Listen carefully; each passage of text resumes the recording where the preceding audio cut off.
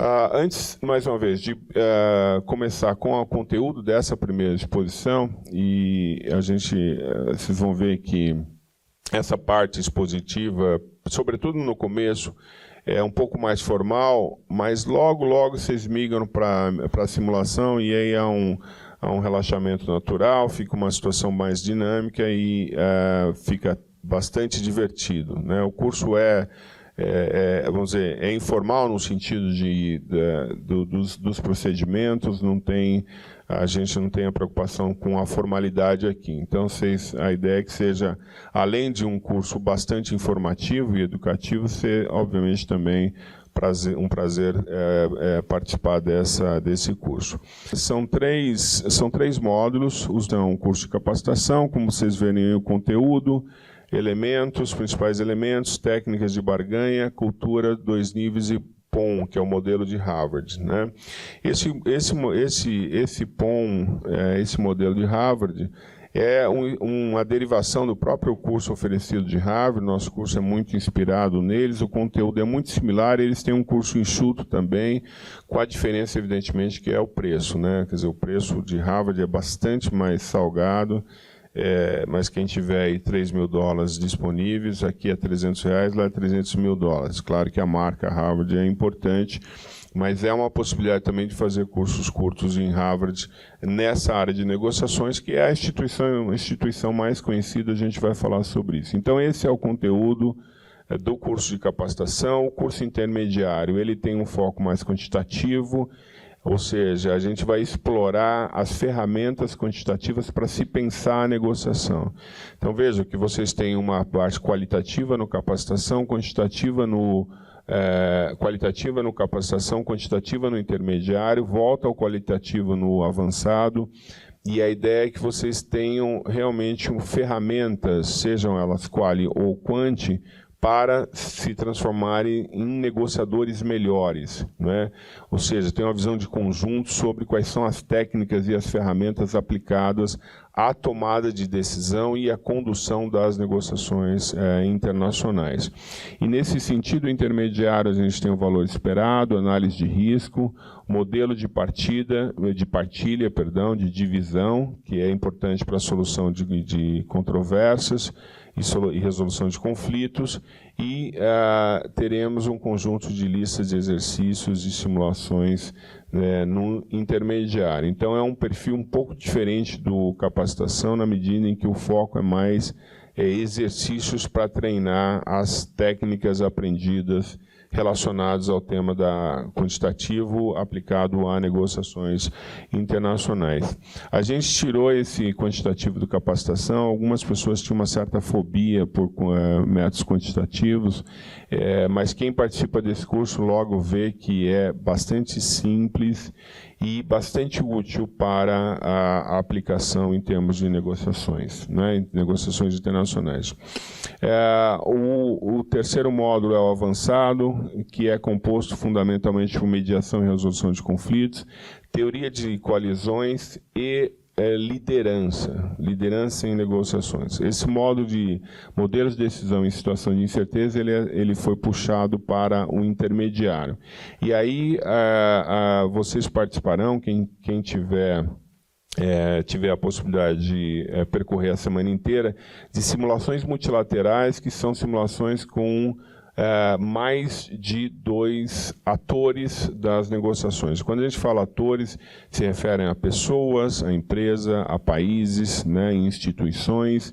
Portanto, toda negociação com mais de 2 atores é considerada negociações multilaterais e é o que acontece na realidade. Portanto, o capacitação ele serve para um exercício básico e depois enfrentar as negociações multilaterais, que são bastante mais complexas do que as negociações bilaterais, né? O manual de referência, ele cobre praticamente os 3 cursos, embora a gente esteja por publicar pela IDUSP um livro específico para o avançado, né? Mas o manual ele é um manual sintético para os 3 módulos. E ao longo do curso a gente vai dizendo, para essa exposição, para essa aula, vejam o capítulo tal. Então, a gente vai ajudando a guiá-las. Eu chamo a atenção em relação a esse manual, que ele, no final, ele traz um glossário que é muito útil, porque negociação tem uma quantidade de vocabulário específico bastante grande, muito específico, e portanto, ingressar nesse universo de uma vez é uma tarefa árdua. Então, esse glossário, no final, vai ajudá-los a se guiar toda vez que você, vamos dizer, topar com um vocábulo ou um conceito novo. Fala, mas o que é isso mesmo? O que é stand still? O que é pacote único? O que é? Aí você vai aqui no final e volta para a leitura, e isso ajuda bastante. Então, esse é o outro programa ou instituição muito bom na área de negociações, é o mais famoso, né? Para quem quer ser um negociador praticante, ou seja, eu quero ser um negociador na ponta, eu quero fazer as negociações, seja na área de trade, comércio, enfim, direitos humanos, o que for a área de vocês, eventualmente trabalha numa ONG, ou numa empresa, numa instituição, quer ser um negociador praticante, né? Os cursos de Harvard são os mais adequados no exterior, né? Claro que tem outros tantos, mas o Program on Negotiation de Harvard, que foi um programa feito a pedido, né? O programa inicial e as sugestões a pedido da ONU, para a resolução de conflitos complexos, sobretudo na África, acabou virando um manual importante, depois um programa de pesquisa propriamente dito. Então, essa é uma referência que também vocês podem consultar na internet, tem coisas interessantes para conhecer. Como é que vai funcionar o nosso método aqui?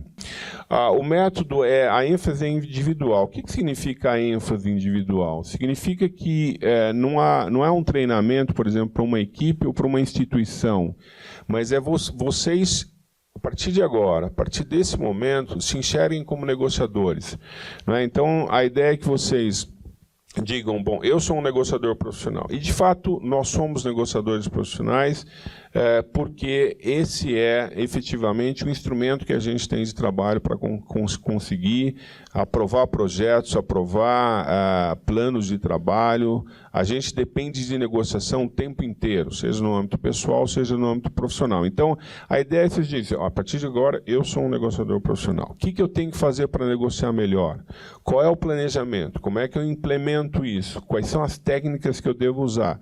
Como é que eu faço um diagnóstico da negociação? É isso que vocês vão aprender no curso e aplicar na vida profissional de vocês.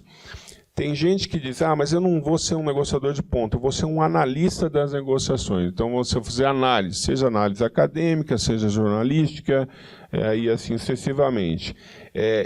Isso também é importante, na medida em que quem pratica consegue fazer uma análise melhor, né? Assim, quem sabe fazer análise consegue praticar melhor. Dá um exemplo, uma situação em que há um impasse de negociações, quem tem capacidade analítica para entender o que é que gerou aquele impasse, tem mais capacidade de superar o impasse do que um mero praticante. Portanto, negociação tem uma dimensão teórica e tem uma dimensão prática. As duas se retroalimentam, esse é o objetivo do curso. Por isso ele tem esse aporte teórico, além do aporte prático também, né?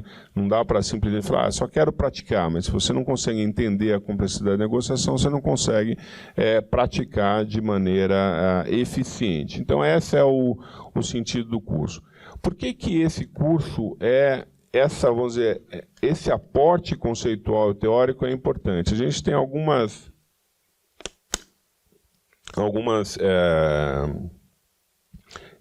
justificativas aí da relevância. Quer dizer, por que eu tenho que estudar conceito e teoria de negociações? Sobretudo se eu quero ser um praticante, né? Em primeiro lugar, tem a ideia de visão de conjunto. Vocês provavelmente têm formação, cada um numa área, e sabem que tem expertise específica. Então, o engenheiro, ele calcula bem, tem uma capacidade muito grande de planilhar e olhar do ponto de vista de cenários e tudo mais, mas, ao mesmo tempo, a negociação tem elementos subjetivos, que a gente vai ver aqui muitas vezes, elementos subjetivos e que são fundamentais na negociação. Então, a pessoa que só é treinada para a parte quantitativa, ela não consegue observar os aspectos subjetivos ou, eventualmente, culturais ou antropológicos de uma negociação. O antropólogo, o sociólogo, o cientista político tem uma característica inversa, tem versatilidade no entendimento sobre as matizes políticas de uma negociação, mas não consegue, parametrizar do ponto de vista quantitativo os cenários prospectivos de uma negociação. Portanto, o curso ele dá uma visão de conjunto e isso não é pouca coisa. Não é? Um negociador que tem a visão de conjunto, ele sai na frente porque ele consegue ver o quadro completo para depois olhar as especificidades de uma fase ou de um objeto de negociação.